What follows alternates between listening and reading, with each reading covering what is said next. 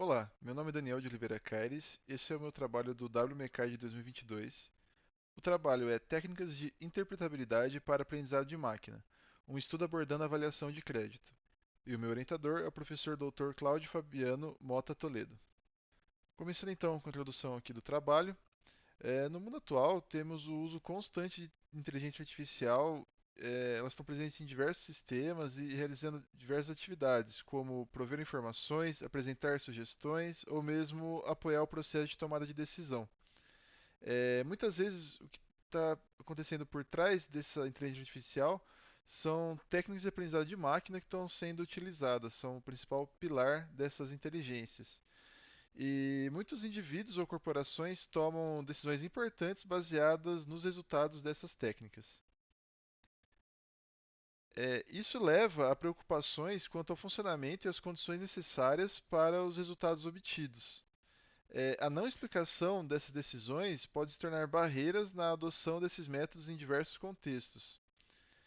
Hoje em dia, nós temos grandes volumes de dados, né, que são utilizados por essas técnicas de aprendizado. E esses grandes volumes podem conter vieses ou erros que podem levar a decisões injustas ou erradas.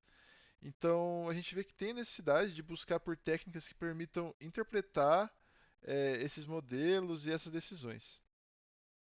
Então, o objetivo desse trabalho seria aplicar técnicas de interpretabilidade em modelos preditivos de classificação. Seriam modelos criados com algoritmo de aprendizado de máquina e numa base de dados relacionada à concessão de crédito. Falando um pouco agora sobre a interpretabilidade, tem diversos autores que trazem algumas definições. Uma delas seria que a interpretabilidade é o grau o qual o humano consegue entender a causa que levou a uma determinada decisão. Outra definição, lembrando que essas definições são mais voltadas para esse contexto de aprendizado, seria que a interpretabilidade visa prover explicações em termos entendíveis para seres humanos. E ainda também existem alguns autores que debatem a diferença de interpretabilidade e explicabilidade. A explicabilidade seria uma predição mais individual, enquanto a interpretabilidade seria a interpretação do modelo como um todo. O credit score é a tomada de decisão para a concessão de crédito. Você está tentando prever a chance do cliente se tornar um bom ou um mau pagador. Então, é uma variável resposta binária, né? Que seria um problema de classificação e aprendizado supervisionado. No passado, era mais comum utilizar para essa finalidade técnicas mais interpretáveis, como a regressão logística ou as árvores de decisão.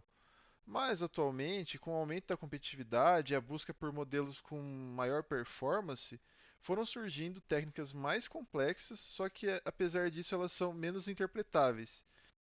Existem algumas etapas do Credit Score. A primeira etapa seria a preparação de dados, que é onde ocorrem os pré-processamentos, definição das safras, amostragem e seleção de variáveis. Depois viria o treinamento, que é onde é feita a escolha da técnica de aprendizado de máquina. São feitos alguns tratamentos específicos para aquela técnica. É feito o treinamento do modelo de fato, visando o aperfeiçoamento em alguma métrica. Depois, a terceira etapa seria a etapa da interpretação. Os resultados obtidos com esse melhor modelo, você teria que fazer uma aplicação das técnicas de interpretabilidade para depois você partir para a etapa final, que seria a implantação, a disponibilização do modelo para o cliente, a documentação, e nessa documentação você teria que estar explicando sobre o modelo, né? Por isso que a interpretação seria bastante importante.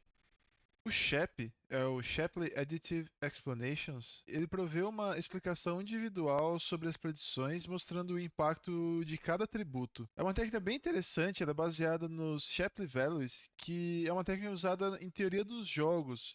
E ela visa determinar o quanto que um jogador em um jogo colaborativo contribuiu para o sucesso do time naquele jogo. No caso aqui da interpretação de um modelo, ele visa entender quanto cada variável contribuiu para o resultado final do modelo e se essa contribuição impactou positivamente ou negativamente.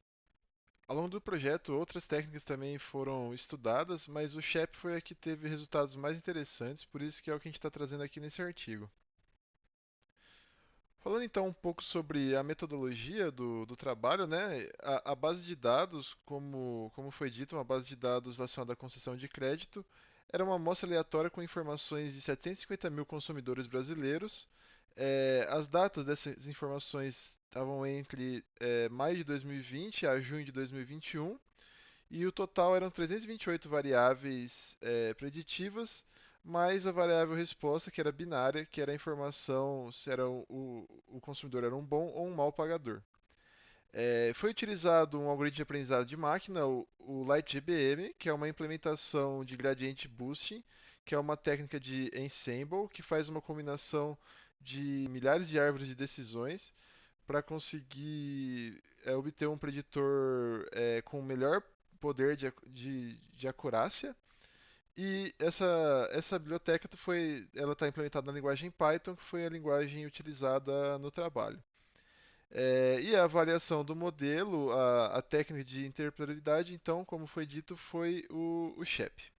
Aqui só uma tabela mostrando um exemplo, né, das variáveis que estavam disponíveis. Então, temos valor de pagamento, pontualidade, dias de atraso, tempo de contratação, parcelas pagas, parcelas atrasadas, quantidade de negativações, valor das negativações, quantidade de consultas, uma variável binária que é o indicador de pré-aprovado, e a variável resposta, como foi dito, o conceito de bom ou mau pagador.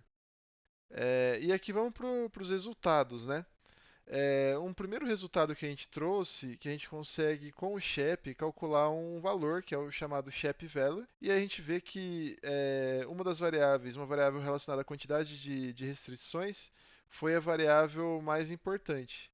Em segundo lugar, a variável de valor de restrições, depois vem uma variável de aprovado, e aí outras variáveis vão tendo importâncias de menor impacto ali no SHEP. Outra análise que a gente consegue fazer bem interessante é pegando aquela variável que tinha aparecido ali para a gente no gráfico anterior como a mais importante, a gente consegue fazer uma dispersão dos valores de SHEP dessa variável pelos valores da variável. No eixo X significa o valor da variável de quantidade de restrição. Então, quanto mais à direita um desses pontos marcado, indica um indivíduo que teve um valor alto de restrição e quanto mais à direita, maior esse valor. E no eixo Y seria o valor SHEP. E aí observa que o zero está nessa posição aqui. Então tudo que está abaixo aqui do zero foi que o valor SHEP ficou negativo. Então o impacto dessa variável com esse valor foi negativo para o modelo e o que está acima é positivo. A gente pode interpretar da seguinte forma: a gente vê aqui que só foi positivo os casos em que a quantidade de valor de restrição está colado aqui no zero. Então significa que quando o consumidor não teve restrições, o modelo considerou ele com maiores chances de ser um bom pagador. Então foi esse grupinho que ficou acumulado aqui em cima. Então tem esse segundo gráfico que a biblioteca SHEP disponibiliza, que é chamado gráfico Waterfall, que ele mostra para um único caso. Então aqui a gente está avaliando um único caso de um cliente que foi considerado pelo modelo como um bom pagador. A gente está avaliando como que cada variável impactou para a classificação desse cliente. Então a gente vê aqui novamente a primeira variável, a que foi mais importante, que é essa quantidade de restrição. Aqui tá um pouquinho claro, mas dá para ver que o valor dela foi igual a zero. Então, como esse cliente não tinha nenhuma restrição, o impacto dessa variável foi de mais 0,41. Então, teve um impacto positivo para a predição dele, para ele ser considerado como um bom pagador, o fato dele não ter nenhuma restrição. Então, concluindo assim o trabalho, foi possível perceber que a interpretabilidade pode de fato ser um catalisador para estimular a adoção de aprendizado de máquina em diversos contextos. Ficou evidente também que quais eram os fatores mais relevantes para o modelo de crédito. Então, a gente viu ali que as negativações anteriores, dívidas anteriores que o consumidor tinha, questão de pré-aprovações, questão de quantidade de consultas, foram todos fatores que tiveram bastante impacto ali para o modelo. E como limitações, a gente vê que, assim, apesar de a gente ter essa métrica do SHEP, uma medida que passa uma dimensão, a gente consegue quantificar esse impacto positivo ou negativo, não é uma medida direta, como seria numa árvore de decisão ou numa regressão logística. Então, é esse o meu trabalho. Agradeço aí, deixo o meu contato, caso alguém tenha alguma dúvida, queira conversar.